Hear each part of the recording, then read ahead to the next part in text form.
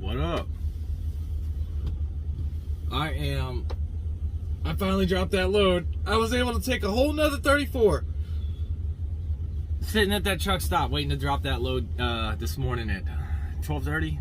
It is now 9:16 in the morning. I'm at my next pickup and I am waiting. The lady here was an absolute terror. I show up, everything's fine at first. I get into the building and I tell her, hey, I'm here to pick up. And I give her my pickup number. She doesn't ask for pickup number, she just stares at me, which is already a bad sign. It's like, I've seen this one before, I've been here before, I've been in this place to pick up before. So she's just staring at me. So I'm like, all right, is it a 6066 number, 600 299? What's the, what? I get a bunch of numbers. Can I get some help? Like, I'm thinking this. I don't tell her that, of course. So I start naming off numbers, and I land on the right one. Well, she gets my phone number. She starts typing it out as I'm talking. Well, I notice I'm watching her fingers because I've been stuck for 10 plus hours at places like this because they didn't have the right number down. And of course, every time I would go in every hour, and they would be like, "Oh, well, they still got your paperwork, blah blah blah, or whatever." And it was mostly, it could be prevented if they had the right phone number of mine, right? So I see she fat fingered one of my numbers, so I asked her to read it back to me, and nicely, I didn't ask her in a weird way or anything. I'm trying to stay in a good mood, this is my load going home, so I'm just trying to stay in a positive mood, man. So she reads my phone number back to me, and she got a number wrong. So I go, no, it's this number, not that number. And she fucking just goes, we'll call you when it's ready, door 66. All right, cool. So I go to door 66. I just brushed that off, right? I just brushed that off. She's obviously having a bad day. I was a bigger person. I just left it alone and came outside. So I go to door 66. It's not a Prime trailer. I go to 56 in case I misheard her. Maybe it was my fault. Maybe I got something in my ears. She had her mask diaper on. She didn't even put her fucking mask over her nose. But, I had to make sure mine was over my nose when I walked in. That's what it says on the signs. And I go to 56, still not a Prime trailer. So I'm like, you know what? I'm just going to park in Bobtail parking, and I'm just going to wait for the phone call. I'm not fixing to go in there and be like, oh, ma'am, you were wrong about the door number 2. I wouldn't say it like that. I'd be like, the Prime trailers, my trailer's not, I don't think we haul this company's trailers for them. We have our own trailers, and my trailer's not in 66. So either she gave me the wrong door number, or my truck has not been loaded yet, but it said in the computer that it's being loaded now. This was at 8 when I showed up. It's been an hour and 19 minutes. So it's not out of the ordinary. This has all day basically before it's loaded, but I have a secure place to park. Of course, there's no shower, but I'll deal with it. So now I'm thinking, if I would have let her just keep my wrong number, they wouldn't have a number to call me. I wouldn't even know. Now that I know this, I don't know where my trailer's at. I can't watch it and see when it's moved from the door or when they remove the cone from in front of it. I'm gonna have to just go on the leg and have to walk up there, which is a good hike to the door to ask if the load's done or not. Instead, I got the right number. Now I feel like she's just gonna have my paperwork sitting on the desk, and she's gonna make me sit here and wait. And of course, I don't want that to happen because I'm trying to get home. But regardless, this is the same situation that's happening with some of the people that have been commenting on my channel, calling me these names that, like the title states, I have a false, what is it? I have this sense of entitlement. It's not like that, okay? It's like, and I'm gonna explain it here. The purpose of the video wasn't to show I was above anybody or whatever, right? I told you guys it could have happened a million different ways. This is how I feel like it should have happened. That's it. I gave the full story. I didn't cut it off. I didn't cut any corners. I told you exactly what happened. Everything had a purpose. Motor functionality was lost. I was buzzed. That explains the fact that I might have stumbled over trying to get the damn scooter put up in a dark 19-degree weather where the guy that I was with slipped on the curb before we even got the Uber during the daytime. These were all things that were explaining that, okay, it could be a combination of different things. It's obvious that whatever. Hey, I'm glad you're safe, right? So, nobody ever said that shit. So, I'm just saying that it goes both ways.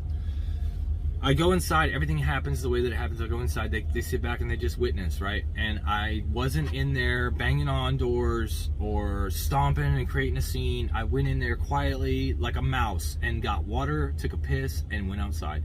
I didn't give them any reason to be hostile towards me when they came outside. He decided to chase me outside. I just say chase me. He didn't chase me. I don't think he was running. He wasn't out of breath or anything. But he came outside and then he did what he did, okay? And then we went from there. And then you guys know the story from there. So all I was saying was that, yeah, if I would have gave my truck number right away, yeah, I would have, it probably would have ended, right? It would have ended there. Or maybe it wouldn't. Maybe I would have filled his ego so much because I did cave that he was going to try to take it further. You know, a comedian will tell a joke, and then if it doesn't bomb, they're going to keep trying until it doesn't work anymore, and then they're going to use the joke part that worked in the main set piece that they do at an actual show that people pay for, right? So he might have taken it a little further, and it may have ended up a whole nother story, because like I said, it could have happened a million different ways, but it happened the way that it happened. I understand what I did. Some of the shit that I did was idiotic. I understand that I could have gotten in a lot more trouble for shit that I did. I also understand that I could have gotten a lot more trouble for the shit that I didn't do but could have done. Hey, I appreciate that, man. Yeah, that's great. I'm so glad this train's coming by right now. When I filmed this before, because I decided to refilm it, my inverter went out. And it happens like once or twice a night when you're in a deep sleep and all of a sudden your inverter's like beep beep, and you gotta wake up, you gotta shut it off, you gotta turn it on. Beep beep, you gotta shut it off, you gotta turn it on, like until it catches again, and then the AP is like, oh yeah, I gotta start up. So I know all this shit could have happened, right? I know that I could have gotten a lot more trouble if I would have put my hands back on this dude, okay? I didn't do that because I still had my head on right. Because I thought about it and I said I'd get in a lot more trouble if I ended up putting my hands back on this dude. So I didn't, and and we went from there. So I know everything that could have went wrong. That's not the point of the fucking story. The point of the story is that this is what happened that caused me to want to leave Prime, and that was just, it helped me realize that what's more important to me and what should be more important to me right now is the fact that I need to get back home to my family. I can't do this anymore. That's it. I decided to share all that information with you guys. Fine, that's great. Whatever, it's cool. I get and I understand, and I don't mind people putting in their input and shit like that. But that's not the main point of the story. I know everything that could have happened, but it didn't happen. Okay, so there's no fucking point in worrying about it. It's okay to warn others about it, but browbeating me and lambasting me into thinking that I don't know what the fuck I'm doing out here, I do. Okay, at that point in time, I'm under the influence. People make dumb fucking choices, man. It happens. It's fucking life. Nobody's perfect. I never claimed that I was perfect. I didn't say I was right. I didn't say I was wrong.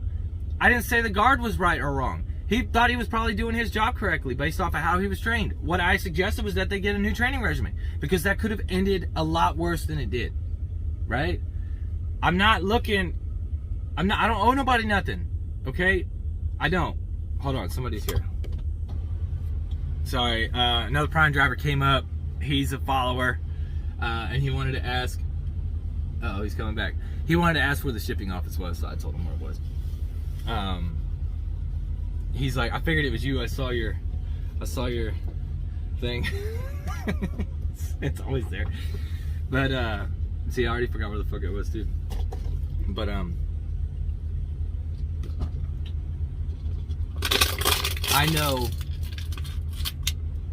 I know stuff could have happened, okay? The name of the video wasn't, hey, tell me what I did wrong. Please. No, it was, this is the straw that broke the camel's back. I gave everybody the story that they were waiting for based off the last video. And judging by the views, the same amount of people that watched that first video are the same amount of people that watched the second video. I linked them together. That's the only fucking time I've ever done that on this channel. So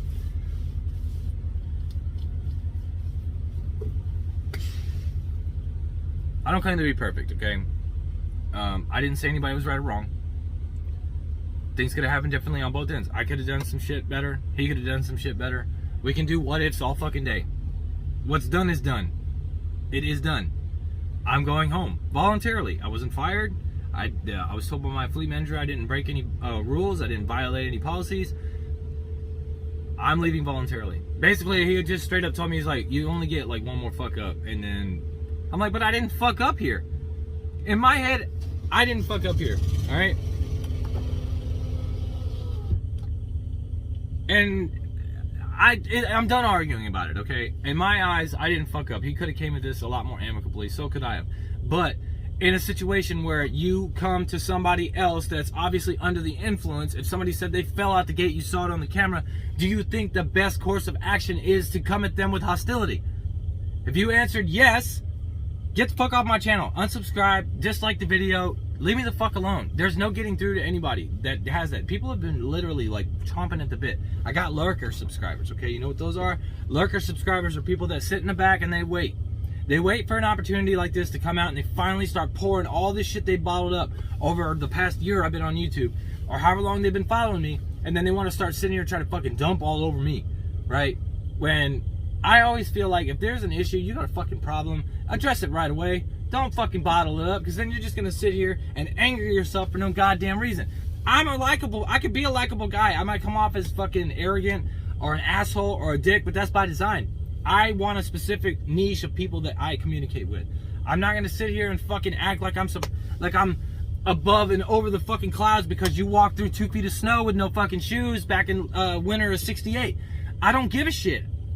That happened, fine. Then we got a wireless caller here. God damn it. Well, that wireless caller ended up being an interview. It ended up being a recruiter, and I have an interview today at 11 o'clock in the morning. It is 3:22. I'm waiting for my truck to warm up. I've already done my PTI, and I'm fixing to head out. I'm in Atoka, Oklahoma. Nice little place. It's smaller. There's a Love's, and then there's a Pilot right here, and then there's a Walmart, literally, that you can walk across the street. It's a pretty busy road, though, so be careful if you decide to park here at the Pilot, which is usually where I park, because it's, I don't know, I just come here. Anyways. Bottom line, it took a little longer than I expected, and I don't usually do this type of shit. I usually just redo the whole video, but I like the way my last one was structured. I've redone this video about 3 times, just because I wanted it to cool off and everything, to kind of die down, and it seems like some the later people making comments now are kind of getting the point of what the video was, and the point was that I wasn't trying to wrong anybody or anything like that. Nobody got in trouble. Everybody's fine. Nobody got hurt. Bottom line is, I feel like this security needs to be trained more there at Prime. I don't like my fleet manager. I can't help that. You can always change fleet managers. That seems easy, right? No, it's impossible. It feels like it has to be approved by somebody else. If you don't meld well with a business partner, it should be up to you. If you don't want to be with that business partner anymore, you shouldn't have to fight tooth and nail to get a new business partner, right? No, it's because Prime wants you to be obedient, subservient drivers, whether you're lease or company. They don't want you denying too many loads if you're lease. They want you just taking what they give you. They don't want you being difficult. And you start denying too many loads, then you're on that list, the unwritten list, right? We'll talk about all this stuff in an upcoming video when I start talking about mega carriers, and like I'm gonna be some major person here that's got all the years experience to be able to tell you. No, it doesn't take long for somebody with a brainstem to tell you what's going on with these mega carriers and what they actually expect of you, and the false sense of security and entitlement they give you or make you feel like you have. We'll go with that. But hey, anyways, that's it. I'm about to jet. I don't have much longer here. Let's see, what's this message? I feel the reefer. It's fine. I don't care at this point. I'm gonna get pennies back at this, whatever. Anyways, remember, just Lays over here fucking ready to take care. I'll see you all another time.